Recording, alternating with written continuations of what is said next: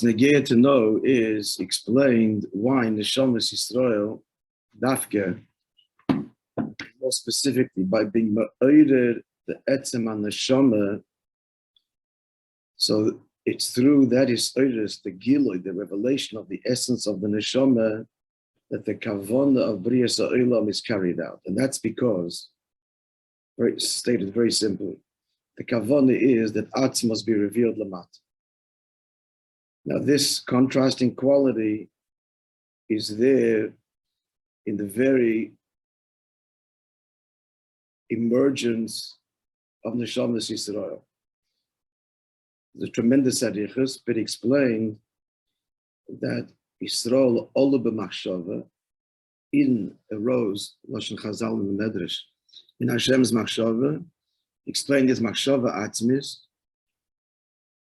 There's essential thought that's not related to experience of the outside of self, and then there is machshava atzmis, which is shaykh, thinking about another, but yet that other is still self. An example, what example, maybe the manifestation of that down here is a child. The child is at once another, but extension of the father. And the physical child also emerges the same way that neshamas do. This is the whole Perek Beis in Tanya. Very difficult Perek, very foundational Perek. Perek Beis. The whole arichas there, yeah, about the child coming from the Moyach Ha'av. Shom is coming from Chochmah, and what that means. We're not going to the Pratim of Tanya, but it means what he's explaining here. He says a machshava atzmis that shaykh is to Azulas. And therefore, because of this inherent contrast and fusion of opposites, which define the neshama, therein lies the purpose. That Atz must be revealed lamata in Azulas, Malchus, revealed in otherness. And the neshama embodies this paradox of otherness and yet one. I'm saying it very simply and oversimplifying the case, but that's what he says. So the nuance of all of this, to revisit the Maamar and learn it, listen to the Shurim, etc., because it's a whole arichas. But that's the Nukud. So Tkiyah Shofar, which is the cry of the Etzem and the Neshama, this, the revelation of the Etzem and the Neshama, who's calling? The Jew down here, the Mata. So therein lies the fulfillment, Binyan HaMalchus in its purest form, which is God's desire that his essence reside and be revealed in otherness, in the Tachten. That's the kavan. So the only one, as it were, the only entity, paucity of language here, because we're talking in Atzmus Dikinyanu. So our language is very limited, must be very nuanced. The risk of corrupting the idea. Upon him, so the only entity that can carry out that purpose, Atzmus Lamata, is in the Neshama, for that's what she is. She's at once, on the one hand, Machshava Atzmis, but Machshava Atzmis as the Eibishter entertains otherness within self, or gives rise to otherness within self. Again, that's the child. The Maamar itself says, this is why Yitna Bonim Atem Hashem Lakecha. The child comes from the Etzem Moyach Ha'av. The whole beat in Tanya in Perek Beis is to explain two things. Number one, what a neshama is.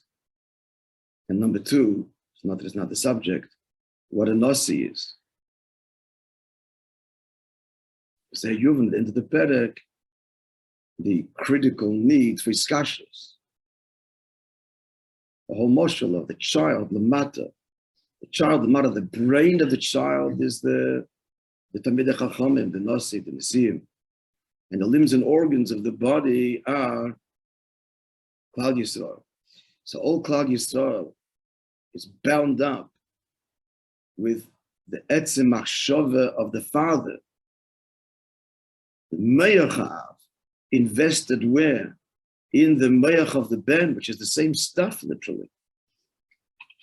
And this shal can also produce Ad Ein Sof, children. The Koich Ein Sof carries through in the Me'ach. That's where it is. Exactly what the beard in Perek Beis and Tanya is lo pashut klal. It seems that Pasha the tipa, which in the end travels down, literally down through the body and emerges in Sviras HaYesod to be received by Malchus, right? Conception. The origin of the tipa is the etzem me'ach av. It's very vague what that means. Machshava stirs it. There has to be the arousal in the machshava level, on a conscious level, on some level, but it's an atmis dike machshava. It's on the one hand self, on the other hand not self. And then in the end, the projection of mamish, a projection, gili lamata mamish of a child that's born. But at the end of the day, the child is of the stuff of the father and yet separate. So much so, Yofa, Koich HaBen, Koich HaAv, the Begashmi as a child can be more talented than the father. That's because the etzem of the father is sometimes unrealized within the father, and it finds realization in the child. It's latent there, but not expressed. It also has a parallel Lamaila. Everything Lamata parallels the way it is Lamaila, especially childbirth, which is the greatest miracle possible, the most intimate relationship between human beings, is expressive in every nuance, every halacha, and every act of the way things are in the Shoirish. So there's this union also of Yidden being mashpia on the Eibishter. Eibishter calls us his mother. Pasuk in Shir Hashir. Explaining Chassidus. There's all these dimensions to our relationship. Okay, this is all in parenthesis, but back to the Maimon.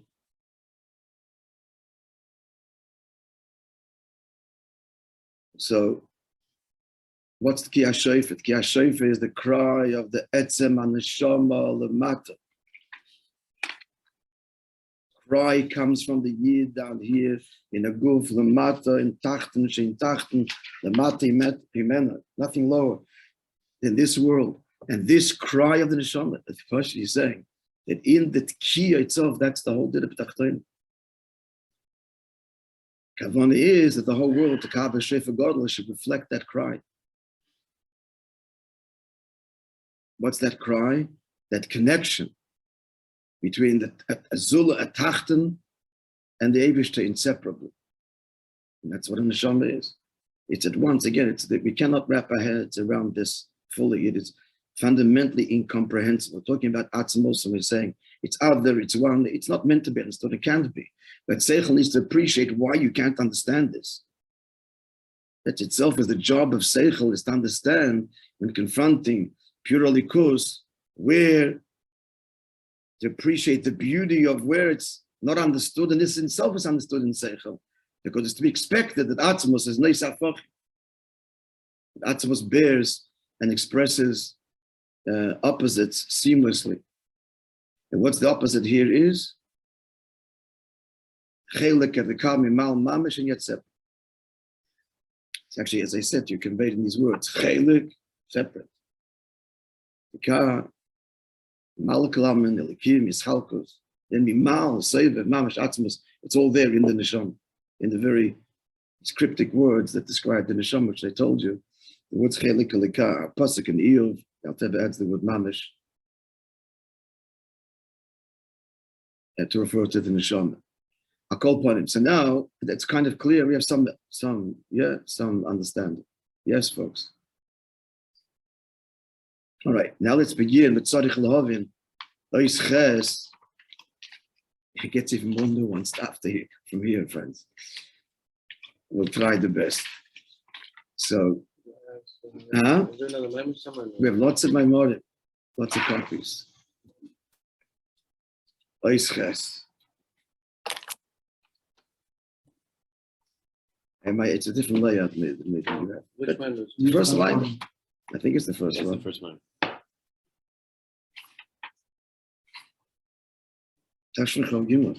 That's called a dictative for my mother. And they're all Muga. The next we're going to learn now. In Kippur and Sukkot, they're all Muga. Okay, so let's go. Let's really immerse We're ourselves. still doing Yivchar. Oh, wow. Lying away with no. Yeah. I missed a week. We're still on it. Yep. Yes. You have to understand.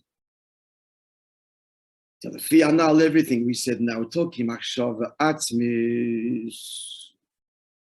And we're saying that's what Ki HaShofer expresses. Why is it? What have we explained till now? How is it that Ki HaShofer affects Tamlichuni Aleichem? What does that mean? That I, Atzmos, desire to be revealed where Yelamata. Why does Ki HaShofer express that? Well, if you shall date Ki HaShofer is Galis, Shoyrish HaNeshama. Summarize what we just said now. That Ki HaShofer has revealed the source of the Neshama.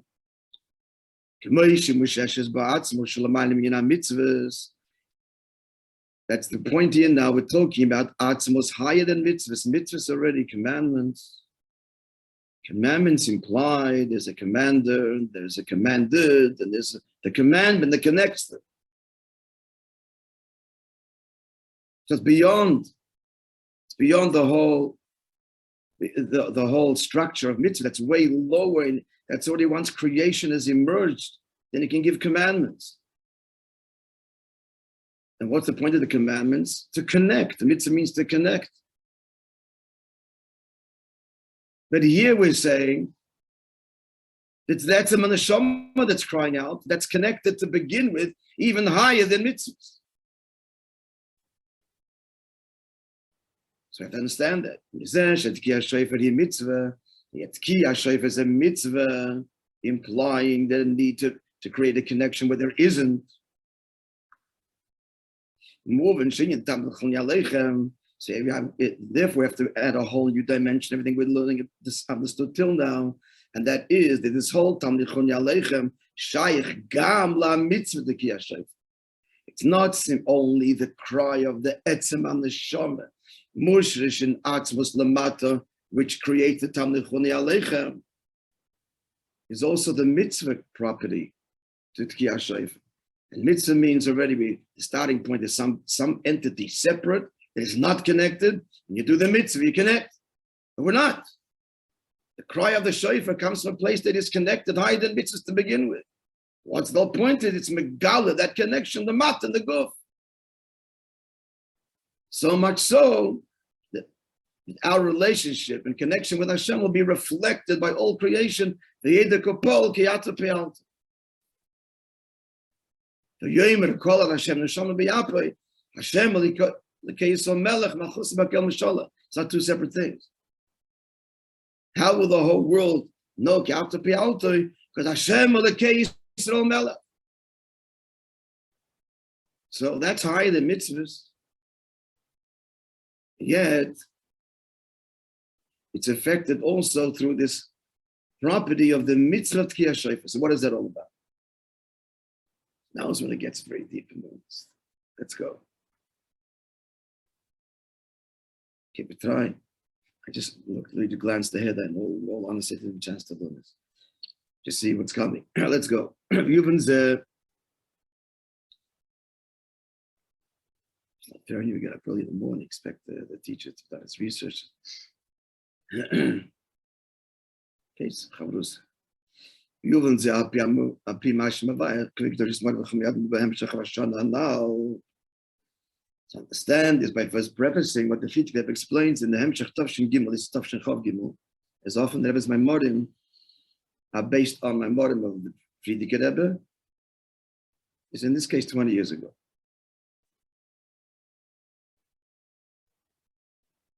And that is, explains the Shabbat.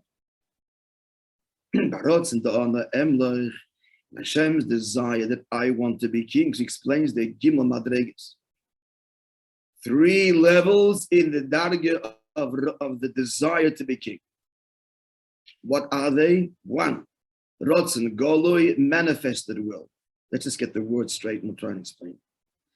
The Maimon does itself, I see. We'll try and understand what the Maimon is saying. So first level is Rotzen Goloi. We're going from the bottom up, external and then internally. Before you go further, it goes without saying that everything he's saying here, the only way we can have any understanding is because we have the parallel within us. And more to the point, the Eibishter created us with precisely the same template on the human level in order that we should understand him and connect to him. So what we're going to learn now, we should and need to understand it because that's how we're made, that's how we're built. So in the Rotzen, there's 3 dargas. Rotzen Goloi, manifested will and articulated will, I want such and such. Next level, Rotzen Nelam. Nelam means concealed. Non-articulated specifically. Let's say that now. What that means, Nelam, concealed. To be explained, these 3 levels. And third level, Rotzen Hamuchlet Batzmusa. Translation, absolute will within self. These are just words. Let's have a look. But before we go into the 3 dargas, he adds another component to these 3 dargas. And that is, each one of these dargas, let's just get them straight, revealed, concealed, absolute, or essential. Yeah, revealed, concealed, and essential. Now, each one of them, the chlokes, the beisugim, subdivide into 2 categories. Namely, the rotzen hagoloi vanel, revealed and concealed within each 3 categories. What he's doing is he's taking the first 2 and saying that's really one category, and then rotzen atzmi is a 3rd category. One second, you're right. Gimadregus in the chlok on the beisugim. Let's see.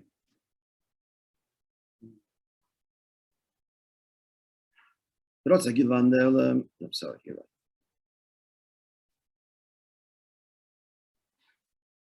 Yeah. First 2. Sorry. Yeah, no, much simpler than that. Yeah, good. Yeah, correct. So the 3 categories divide into 2. I think the 3 divide into 2. And that is the Rotzen HaGoli V'Hanel. The first 2, the revealed one and the concealed one. That's one category. They themselves are in a state of revelation within self, even though one of them is concealed. So then what's the difference between the revealed and the concealed within self? Both, he said, now are in a state of Giloi.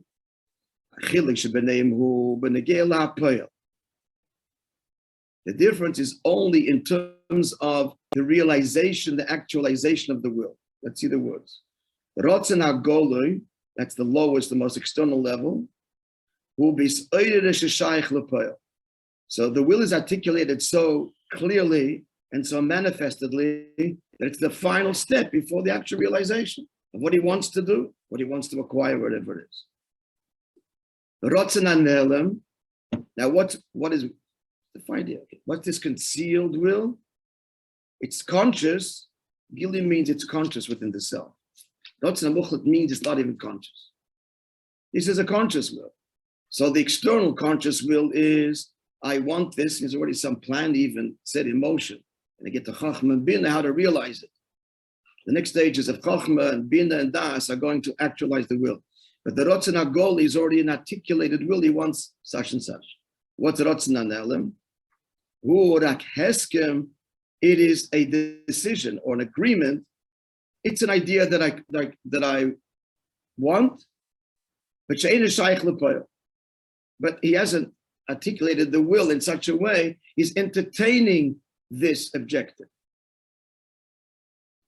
and even an agreement that it's a good idea.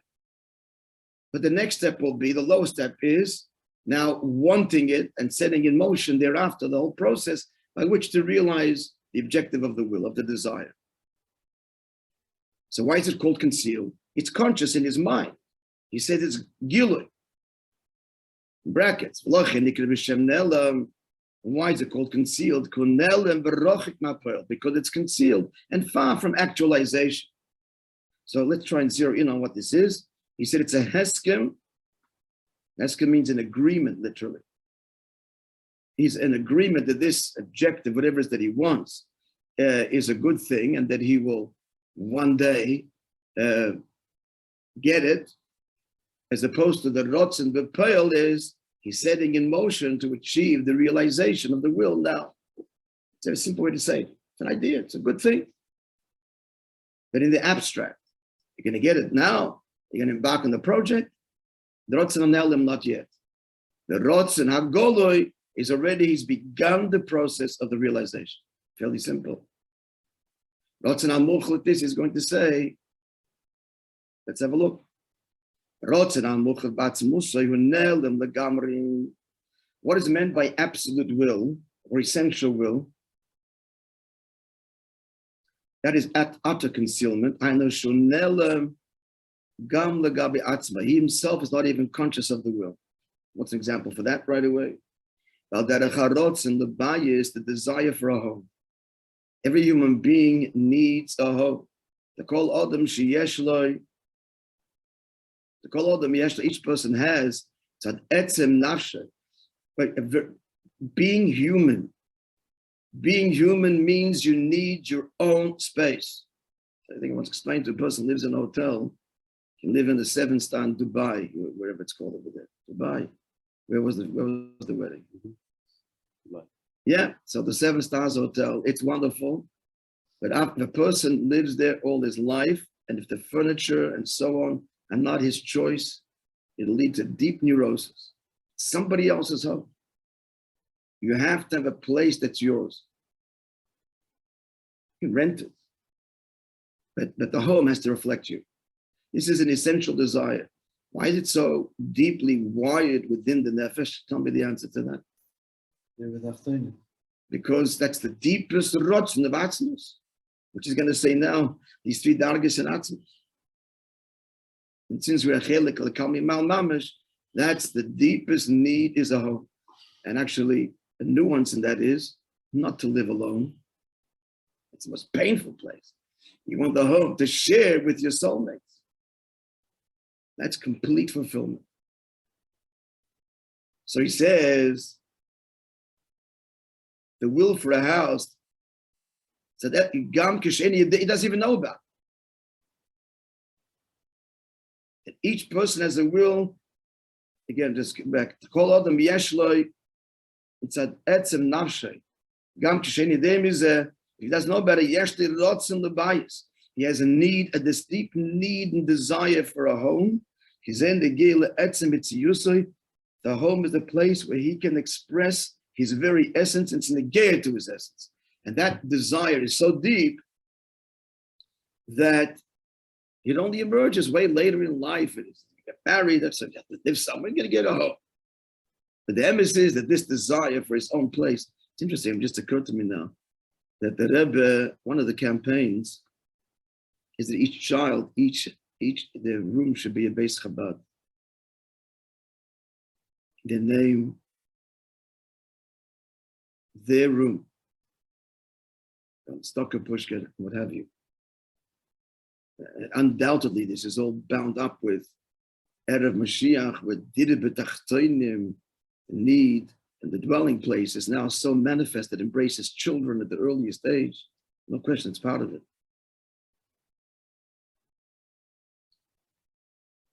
Your children have that, yeah?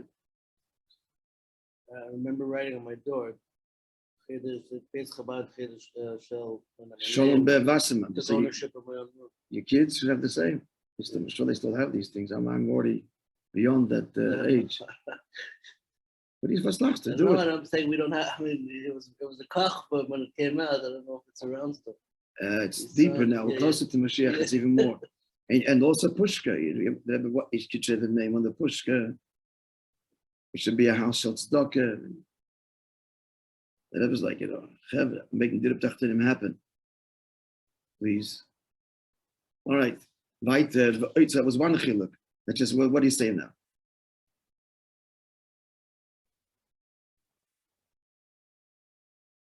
I think that's the hidden rotzen. Like the rotzen of the bias, even if someone doesn't know yet. Yes, but now I'm saying, He's going back to another chilek between the first two. yeah. So what he said? First, he said that there are 3 dargis in the rotzen. They divide the 2 categories. The first 2 are gili within self. The third is not even conscious within self. Why do we call one of them rotzen anelam, concealed? It's not concealed from self. It's concealed from realization. There's the rotzen that this is a valuable thing that one day he will acquire and get, but not shaykh to pearl right now. Rotzen agoli shaykh to pearl. So that's what he stated till now.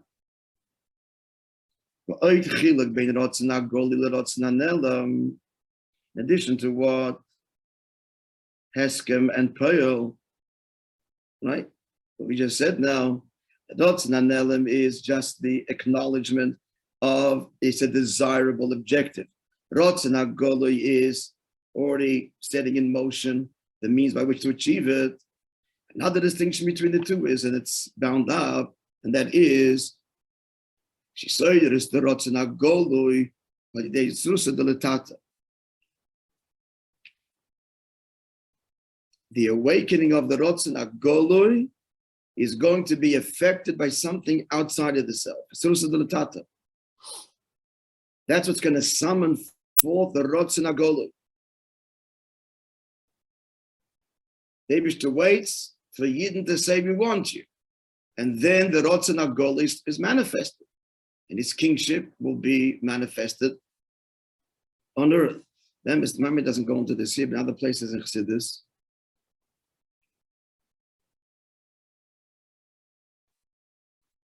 It's all one thing, and that is, now my modern is a tremendous arichas poshet na melech gashmi lemata. All these dargas are true in this whole union of being a melech. The desire to be king, it's also a rotzen hamuchlet. He's not even aware of. He's not even aware of it. And if he, that's a true melech. The melech is someone who has, by his very nature, he's bound up with the entire people. He's an ish kloli, he's a nasi, but that the desire to be that is not conscious within himself. There's all these 3 dargas, and the rotzen hagoloi, that the person should be king. That requires, by definition, the desire of the people. They come and say, we're yours. And that's murder. Let's see, take us back further deeper. So you're starting from the outside and working in. So what is going to arouse the rotzen hagoloi? The actualization of the will, whether on the emlech, it's one inyan. It's one inyan. I want to be king, even though if it's one unit, why we have these 2 imageries. But in general, for our purposes, it's one unit. King desires to govern over the populace, the people. So on one hand, they're completely separate from him. What arouses that desire, b'poel, he has to have it latent within him and has to be a rotzen hamuchlet. But what is going to actualize it is through Yidden accepting it, the Abish's kingship, quoting from yesterday, from the Amidas, rule over the whole world in your glory. So what do you just say now? That the rotzen hagoloi is aroused, has to be aroused. It's not going to go there unless there is a real desire on the ground outside that says we want this.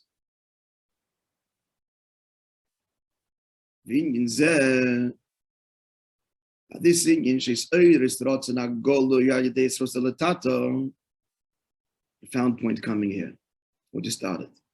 So that these areas of Hashem's manifested desire to be king requires, by definition, the mata, the outsider, the populace, the citizens, the people, to arouse it, to want it. This was at the very beginning. Ella, there are no people. Ella, she's oiros arotzen oz, hoya al yedei alos man minei obey. The oiros then was, familiar with this, translate the words, alos man, the elevation of mayim, look from the feminine waters. Feminine waters means the recipient, that's us, that's malchus. Minei obey within himself, which simply means Hashem entertained, conjured our desire before we actually were created to make him king. So he imagines, as it were, he conjures what's going to be, and therefore he's melech at the beginning of the Bria. This is expressed, who did he consult with? The souls of tzaddikim. It ascended before him as a way, conjured, a time look, the delight. She's unlike the avodah tzaddikim that he will have. The avodah tzaddikim, which is all Yid, Mamech Kolam tzaddikim. So even though there isn't the avodah yet, but he is entertaining that.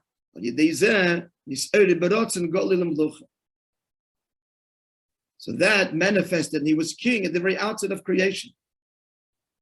He says, very beginning, before avodah Adam, which we'll see. This is in brackets.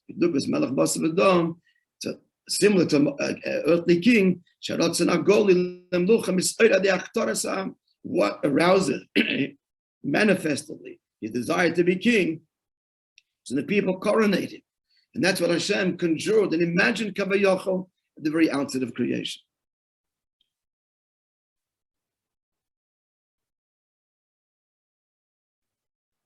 Next slide. Actually, this is the Seiras Rotzen HaGoloi. So the Rotzen HaGoloi, the final step in manifesting his kingship, requires the request, the desire, this earnestness from the recipient, from the mata. What happened at the beginning of creation? There was no mata. The Eibush imagined that desire. Whereas, we'll just see the next line.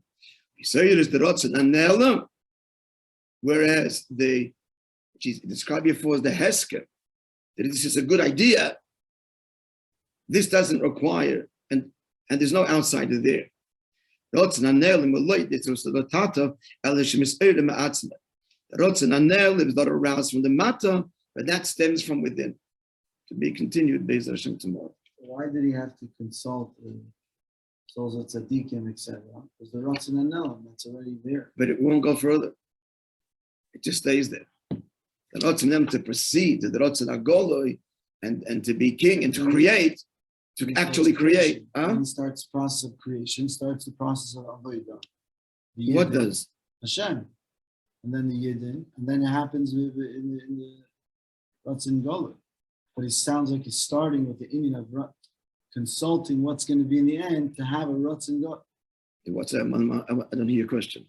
If it starts with a Rotzen that's within himself, and then Melam, and then the Goloi. So what's the whole consulting? It's on a simple level, the Rotzen does not have to manifest. The h'tשכ, it's a good idea, remains away forever. That the Rotzen should manifest in physical creation, the mata and the bria needs to have his arusa de latata to summon it. Either wasn't the mata, so he imagines the mata, conjures the mata. Yeah, he could have sat alone with his machshava atzmi, so to speak. Yeah. There are many latent desires that a person has that never realized. That is the whole union of Hakel. The whole union of Hakel that the Rebbe is asking. Each one of us become a melech. It's a similar union. We all have the potential for leadership to be a melech, and for many people that lies dormant and never realized. Shnas Hakel is Shnas Nosi Hakel. That's what Hakel is. Spark of Mashiach, and everyone is a leader, and now's the time to reveal. Never in history there was ever such a thing as a Shnas Hakel. That's of the Rebbe's whole chiddush. Why? Well, this is the end of the line, and now is the time of Etzem and the Neshama. All these things we're talking about here for every year. Who thought everybody can be a leader and is a leader?